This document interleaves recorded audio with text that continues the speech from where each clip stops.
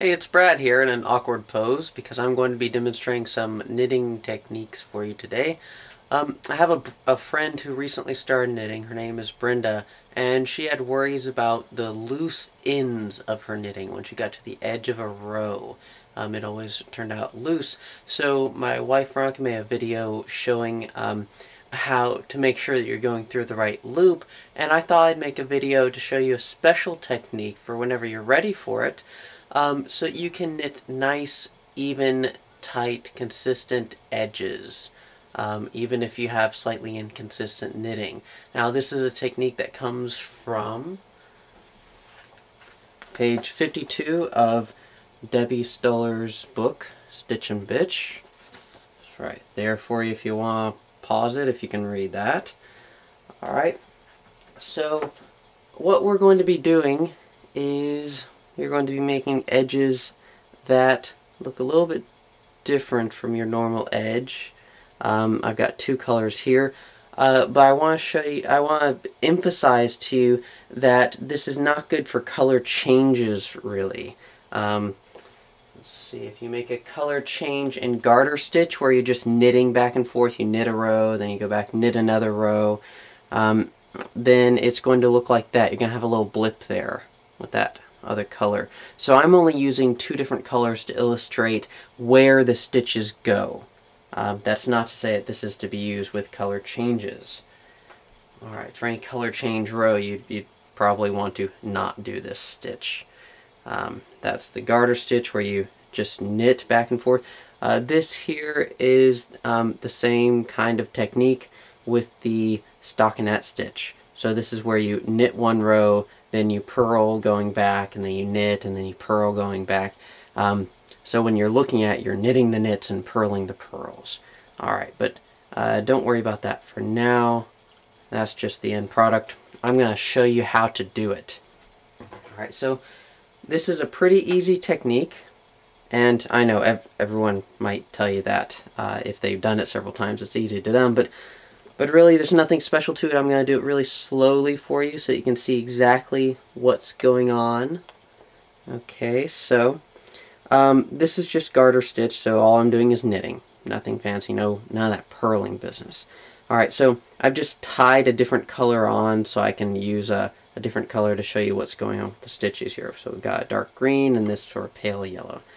Okay, so for the first stitch, you're just going to treat it like normal. I'm just knitting, so we'll take it around, just do a normal knit, and then take it off. So nothing special for the first stitch.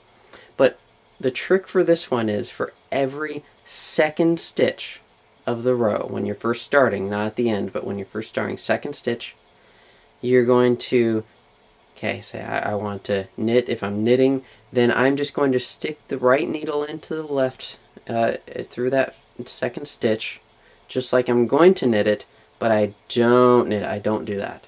Okay. Instead, I just slip it off. So you see how I knit the first stitch on my right needle, but I just slipped that second stitch.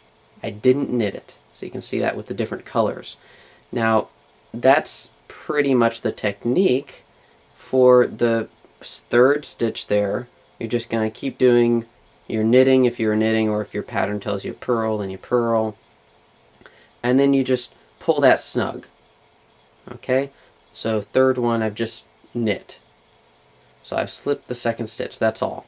So you can see on the back there, there's the first stitch in the dark green, and it's going across that second stitch in the back because I didn't knit that second one. It goes across where I knitted to the third stitch.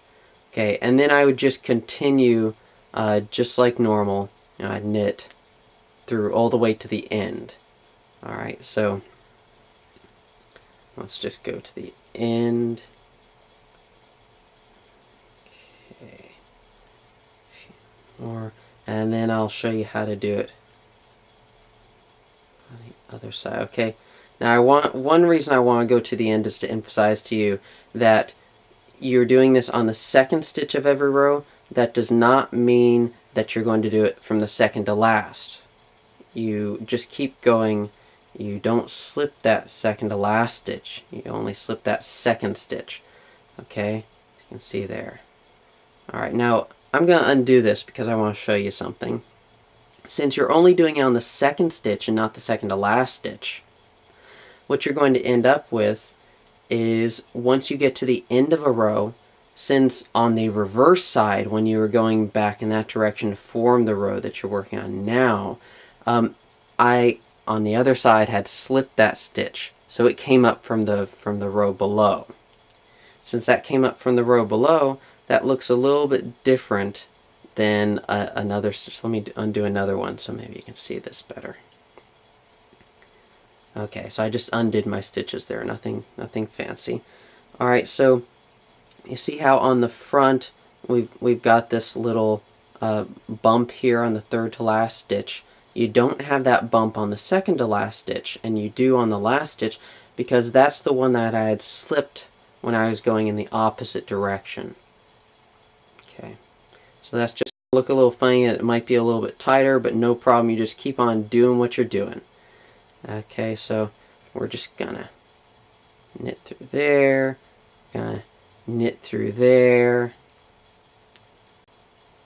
and there we are at the end. Okay, so I had gone through that one. Right there, we got a different color for the second stitch I did because that's the one I slipped. Okay, so after you've done a few rows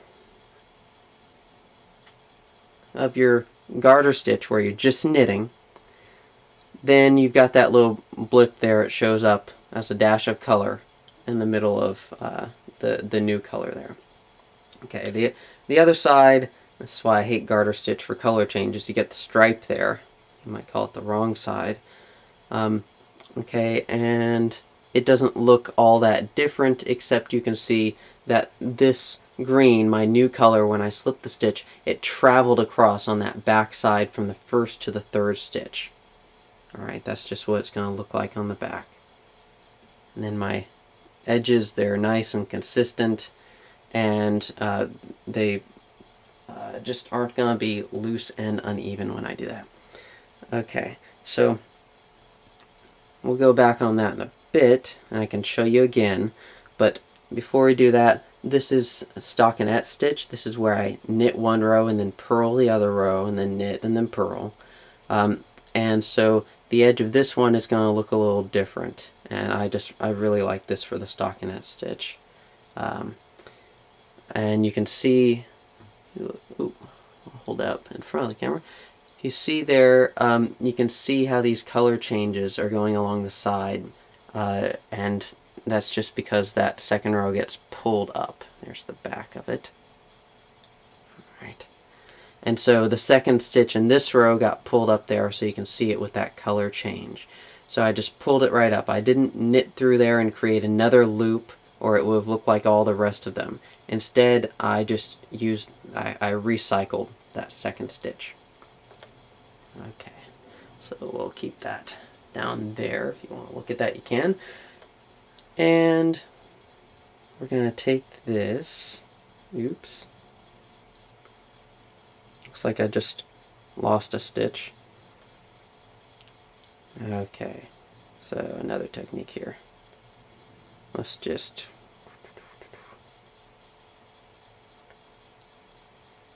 see me fumbling. Alright, so we're going to fix that because I just left it too close to the edge.